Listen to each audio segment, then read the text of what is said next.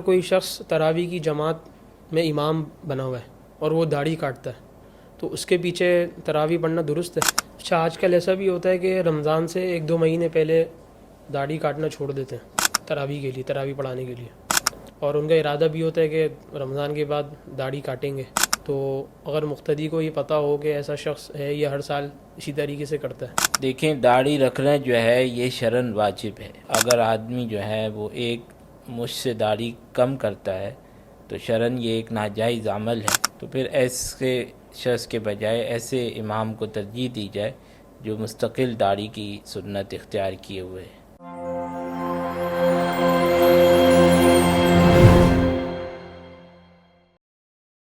السلام علیکم ناظرین کرام، الرحمان اکیڈمی کے پروگرام آپ کے مسائل کے حل میں خوش آمدید۔ آج ہمارے ساتھ موجود ہیں مہمان گرامی مفتی طاہر صاحب۔ السلام علیکم ورحمۃ اللہ وبرکاتہ۔ وعلیکم السلام ورحمۃ اللہ وبرکاتہ۔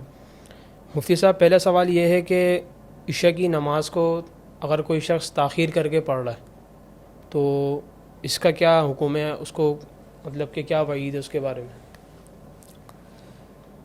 دیکھیں، ایک تو ہے کہ جان بوجھ کے آدمی نے جماعت چھوڑ دی اور پھر تاخیر کر کر پڑھ رہا ہے، تو یہ تو بہت بری بات ہے کہ آدمی جو ہے بلا عذر جو ہے جماعت چھوڑے۔ بلا عذر جو ہے جماعت نہیں چھوڑنی چاہیے۔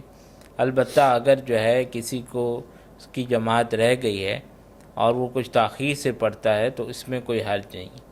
البتہ بہتر یہ ہے کہ رات کا جو پہلی تہائی ہے اس کے اندر اندر جو ہے نماز ادا کر لے۔ البتہ عشاء کی نماز کا وقت کیونکہ فجر تک رہتا ہے، تو اگر اس نے بعد میں بھی ادا کر لی تو بھی نماز اس کی ادا ہو جائے گی، لیکن اس کو مستقل عادت نہیں بنانی چاہیے اس طرح کہ جماعت ہی چھوڑ دے، بلکہ کوشش کرنی چاہیے کہ مسجد میں جماعت کے ساتھ ہی نماز ادا کرے۔ اچھا، اگلا سوال یہ ہے کہ اگر کوئی شخص تراویح کی جماعت میں امام بنا ہوا ہے اور وہ داڑھی کاٹتا ہے تو اس کے پیچھے تراویح پڑھنا درست ہے، اس کی اقتداء کرنا؟ دیکھیں، داڑھی رکھنا جو ہے یہ شرعاً واجب ہے، اور اگر آدمی جو ہے وہ ایک مجھ سے داڑھی کم کرتا ہے تو شرعاً یہ ایک ناجائز عمل ہے، اور جس کی وجہ سے کیونکہ یہ اعلانیہ گناہ بھی ہے تو گویا آدمی جو ہے وہ فاسق ہو گیا۔ تو ایسے آدمی کے پیچھے جو ہے جان بوجھ کر، یعنی ایسے آدمی کو اپنا امام بنانا جان بوجھ کر یہ مکروہ ہے۔ تو اس لیے یہی کوشش کرنی چاہیے کہ ایسے امام کے پیچھے آدمی تراویح پڑھے جو داڑھی والا ہے اور متبع سنت ہے اور امامت کی شرائط اس کے اندر ساری موجود ہیں، تو ایسے آدمی کے پیچھے آدمی تراویح کی نماز ادا کرے۔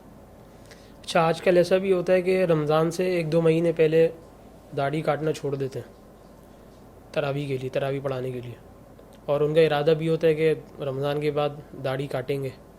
تو اگر مقتدی کو یہ پتہ ہو کہ ایسا شخص ہے یہ ہر سال اسی طریقے سے کرتا ہے تو اس کے پیچھے تراویح پڑھنی چاہیے؟ اس عمل کی حوصلہ شکنی ہونی چاہیے کہ اگر جو ہے کوئی اس طریقے سے کر رہا ہے اور پھر رمضان کے بعد وہ دوبارہ داڑھی کاٹ لیتا ہے اور اس کا یہی معمول چلا ہوا آ رہا ہے، تو پھر ایسے شخص کے بجائے ایسے امام کو ترجیح دی جائے جو مستقل داڑھی کی سنت اختیار کیے ہوئے ہے۔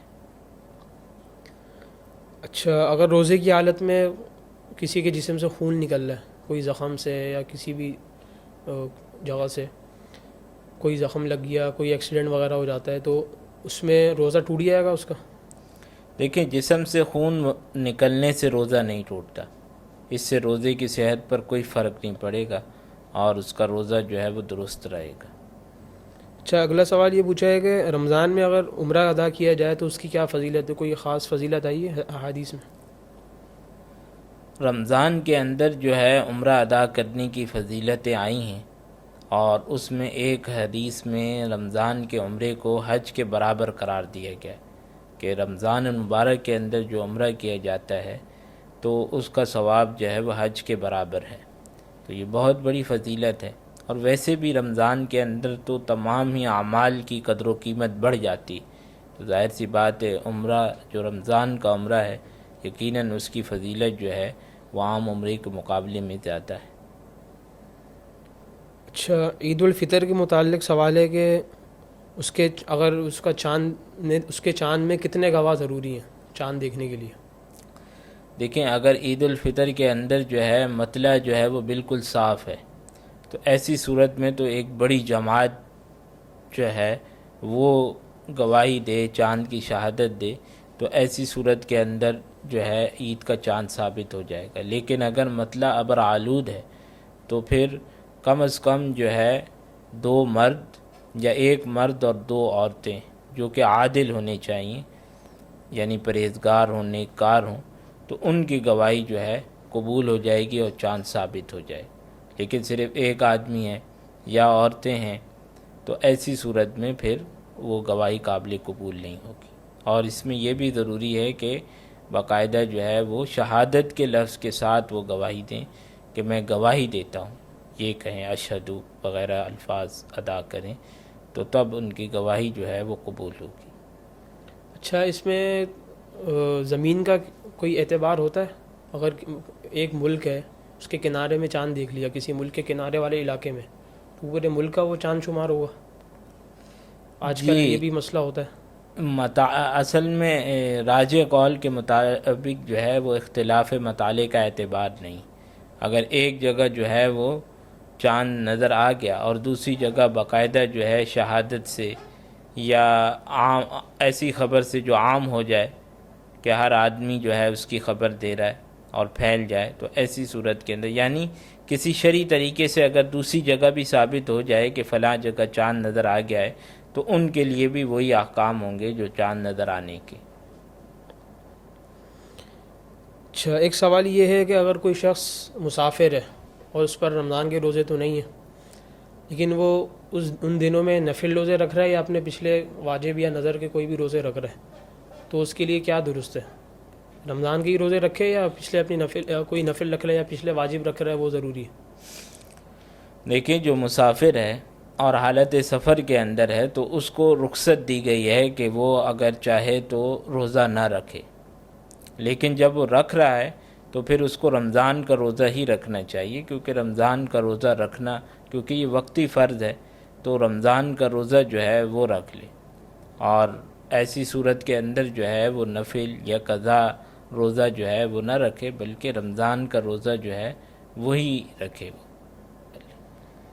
اچھا، ایک سوال یہ پوچھا ہے کہ بعض لوگ کہتے ہیں کہ رمضان میں جس کا انتقال ہو جائے تو وہ پکا جنتی ہے، تو کیا یہ بات درست ہے؟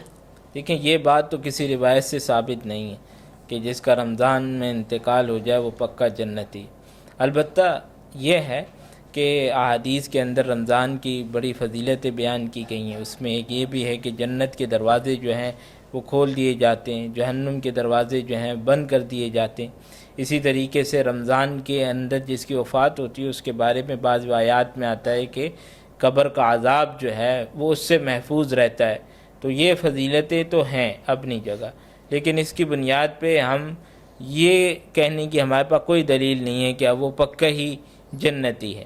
البتہ رمضان کے اندر انتقال ہونا یہ ایک جو ہے یوں سمجھیں کہ بشارت ہے آدمی کے لیے، اور ایک اچھی جو ہے اس سے امید لگائی جا سکتی ہے کہ انشاءاللہ رمضان میں انتقال ہوا ہے تو انشاءاللہ اس آدمی کے ساتھ آخرت میں اللہ تعالیٰ کی طرف سے بہتری ہوگی۔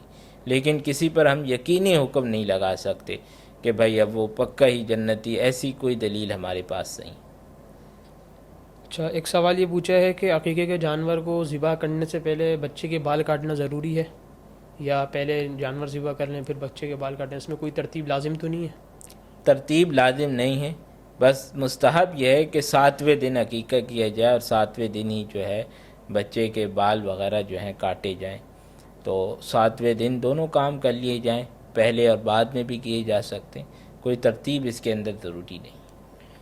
جزاک اللہ۔ اچھا، ایک سوال یہ پوچھا ہے کہ روزے کی حالت میں اگر کوئی انسولین لگا رہا ہے تو کیونکہ وہ پیٹ میں لگائی جاتی ہے تو اس سے کیا روزے میں کوئی اثر تو نہیں پڑے گا، روزہ تو نہیں ٹوٹے گا؟ کیونکہ وہ گوشت میں لگائی جاتی ہے، اندر معدے تک تو پہنچائی بھی نہیں جاتی، پھر وہ مسامات سے جسم میں پھیل جاتی ہے، تو اس لیے اس سے بھی روزے پر کوئی فرق نہیں پڑے گا۔ جزاک اللہ۔ مفتی صاحب قیمتی وقت دینے کا شکریہ، اجازت چاہوں گا۔ اللہ تعالیٰ ہم سب کو مسائل سمجھ کر اس پر عمل کرنے کی توفیق عطا فرمائے۔ السلام علیکم ورحمۃ اللہ وبرکاتہ۔